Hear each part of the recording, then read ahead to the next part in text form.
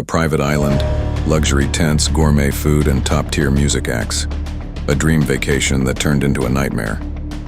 This is the Fyre Festival, an event so infamous, it'll make you question everything you thought you knew about luxury travel. What was promised, an exclusive escape for the elite?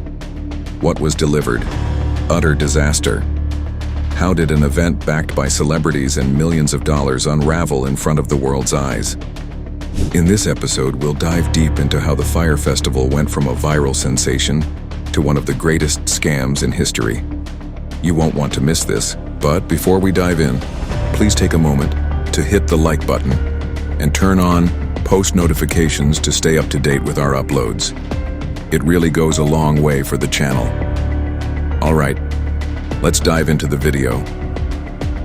The man behind the event, McFarland, a rising entrepreneur with ideas so grand you would think he planned on changing the festival scene globally.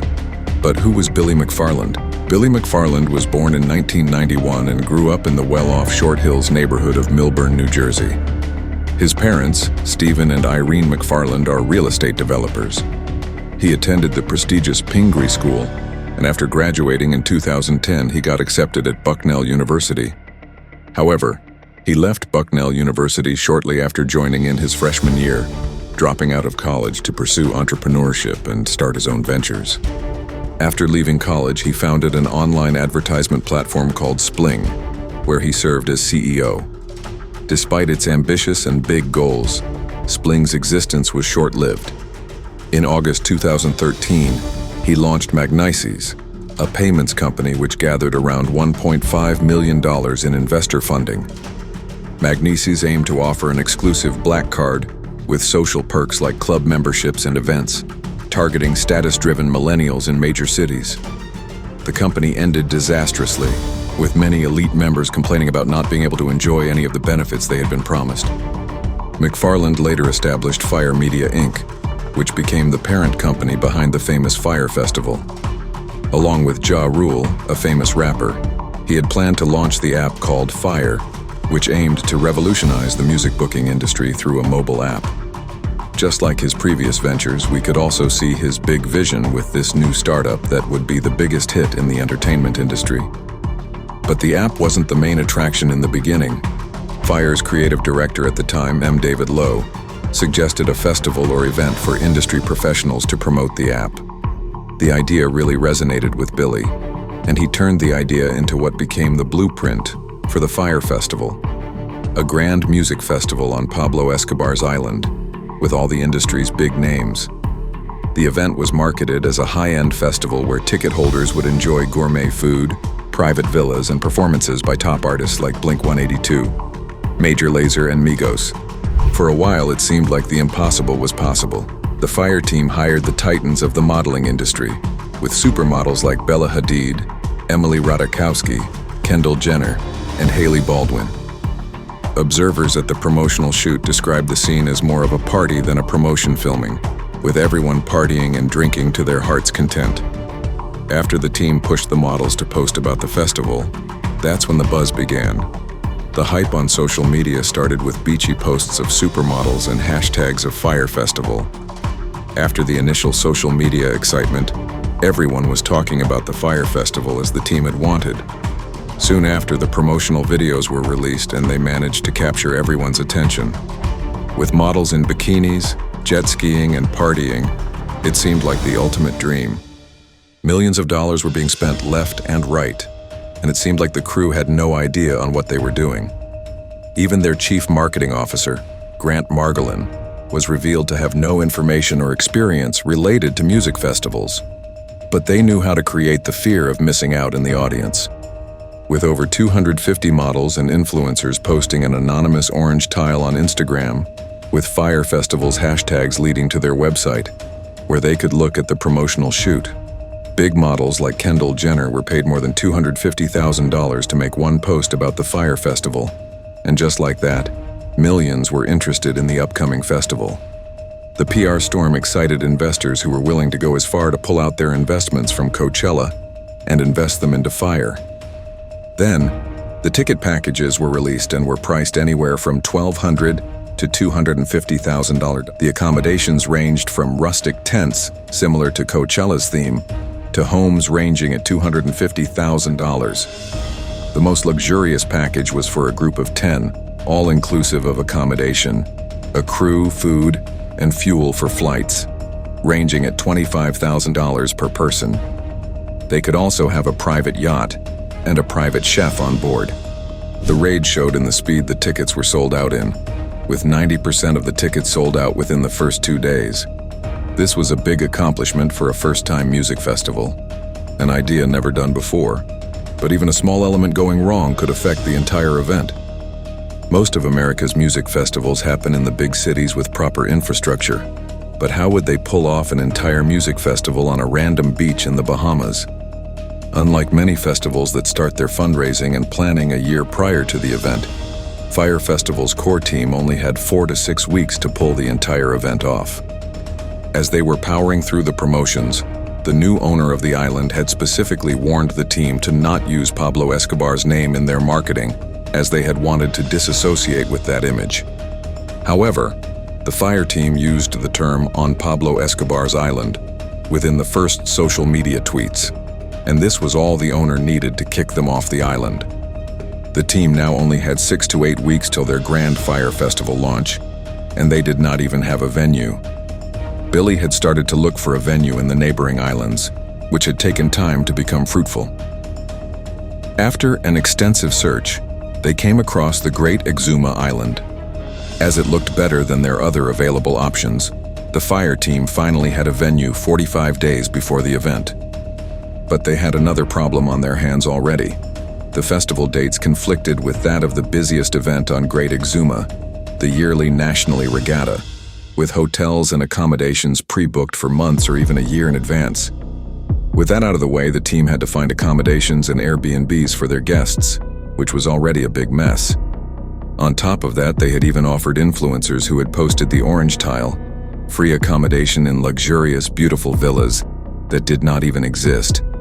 To accommodate these influencers, Billy had also told one of the people to convince paying guests to not show up, showing clear preference towards the models and influencers.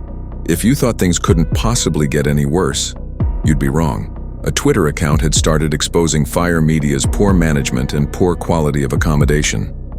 They highlighted how the experience wouldn't be on some deserted getaway island, but instead on a small part of Great Exuma, while another national event was taking place.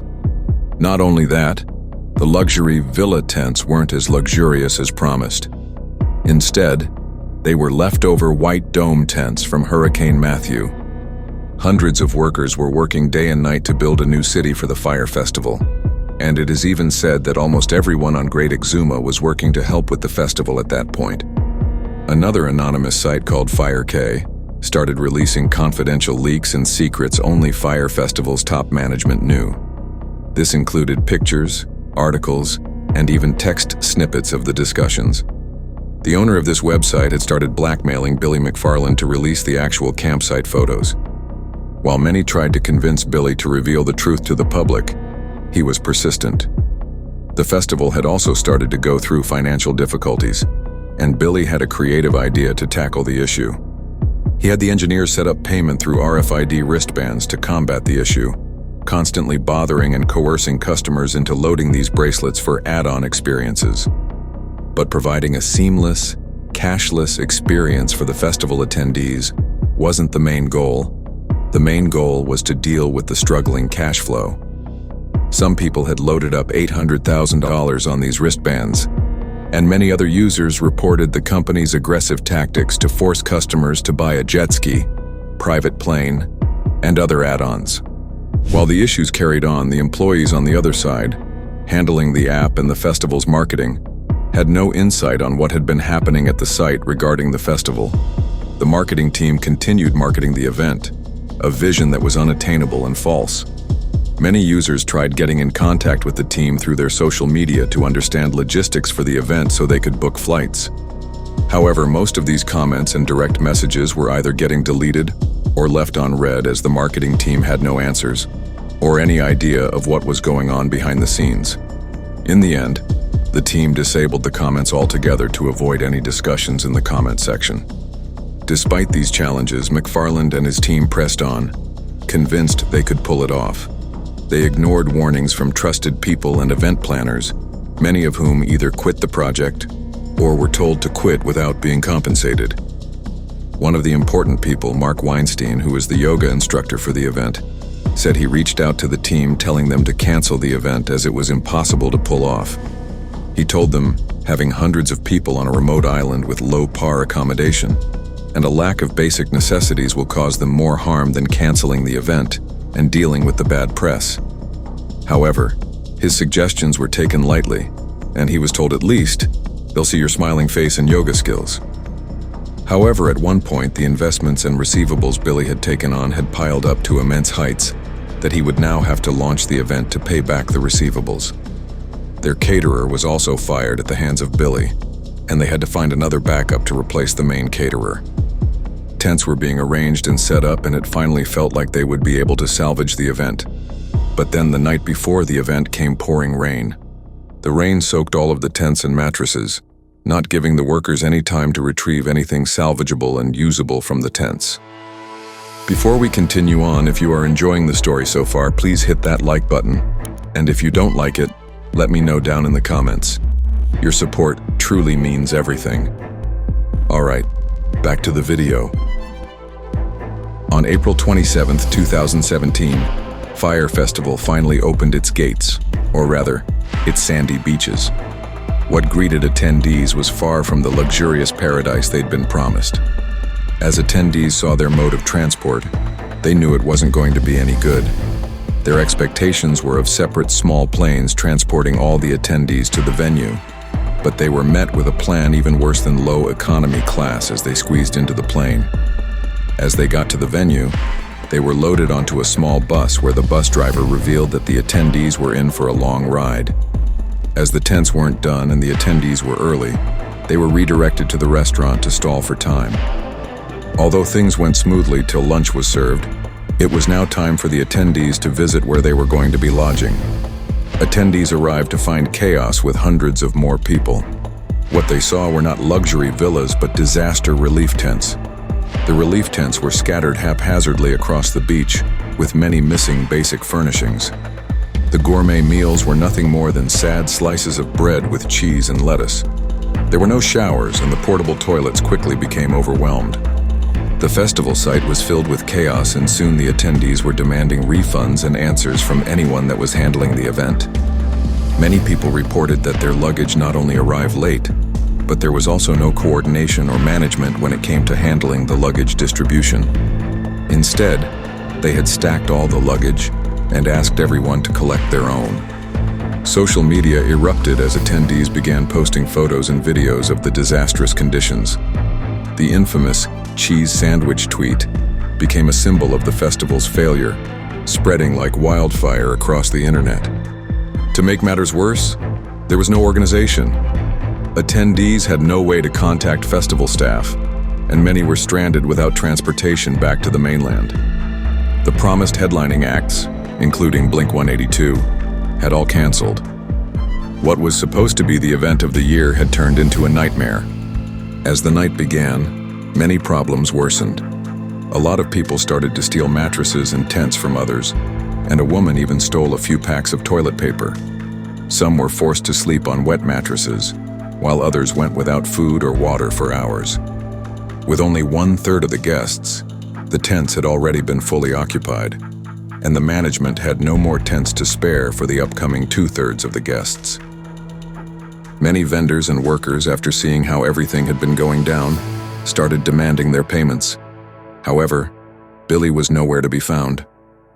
After the chaos of Fyre Festival ended, Billy pulled together the Fyre media team to try salvaging the app and see what could be done. But for Billy McFarland and Ja Rule, the legal consequences became severe.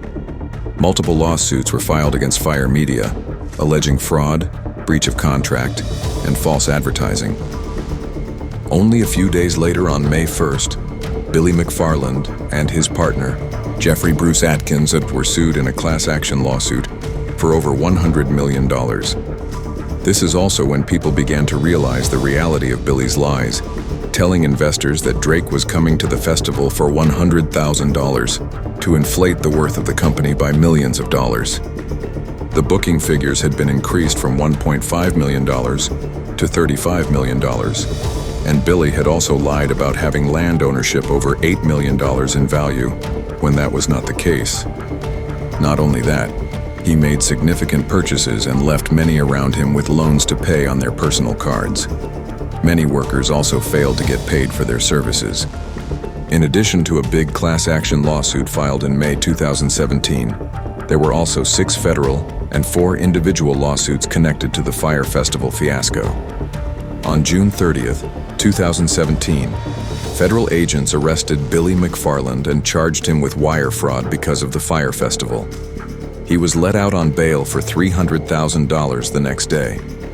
Prosecutors said McFarland could face up to about 5 years in prison.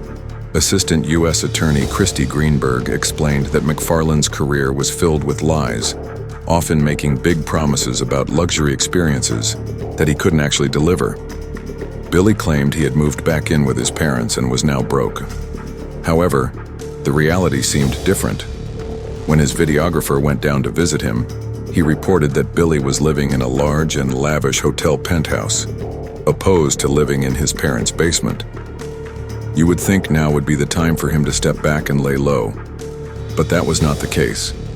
Many of those in the Fyre Festival's email list reported receiving emails about NYC VIP access, advertising tickets to events not accessible to the public like the Met Gala, Burning Man, Taylor Swift's meet and greets, and even Victoria's Secret's fashion show. For those who may not know, you need to be personally approved by Anna Wintour to attend the Met Gala, and the Victoria's Secret show had not been casted till the time the email had been sent. Furthermore, Taylor Swift had also made it clear that she does not do meet and greets with her fans, and Burning Man's tickets had not been live for anyone yet. It was becoming obvious that not only were these emails lies, but they were also targeting emails of those who had been on the Fyre Festival email list. It didn't take long for it to be revealed that Billy McFarland was behind this new scam while being out on bail. In March 2018, Billy McFarland admitted in court that he committed wire fraud twice. He confessed to using fake documents to trick investors into giving his company over $26 million. He also agreed to give up $26 million as part of his punishment. Finally, on October 11, 2018, McFarland was sentenced to 6 years in federal prison for all his crimes, with a $26 million restitution order. Jeffrey Bruce Atkins distanced himself from the scandal, claiming he was also a victim of McFarland's deception. However, his involvement in the promotion and planning of the festival left many suspecting his claims. The Fyre Festival also became the subject of 2 documentaries, released on Netflix and Hulu. These films delved into the behind-the-scenes chaos, exposing the mismanagement and ethical problems that led to the disaster. But the fallout wasn't limited to McFarland and Ja Rule. The influencers who promoted the festival without disclosure faced backlash. Many influencers were receiving backlash for not disclosing the advertisement, and the authorities are looking forward to establishing accountability for influencer promotions. Billy McFarland was released from prison in 2022 and was handed a lifetime ban from becoming a corporate officer, but has been trying to plan a Fyre Festival 2 despite the previous disaster. He claims that this version will be better than before, but many are skeptical of his claims and exaggerations. The event is set to take place in April and May 2025, but not many updates have been shared regarding the event so far, except that it will be on the coast of Mexico near the Caribbean. Thank you so much for watching. If you enjoyed this video and want to see more, then check out these videos on the screen now. If you have a topic suggestion, please send it to the email in the description. And as always, remember to like, comment, share the video, and subscribe to our channel. I will see you in the next one.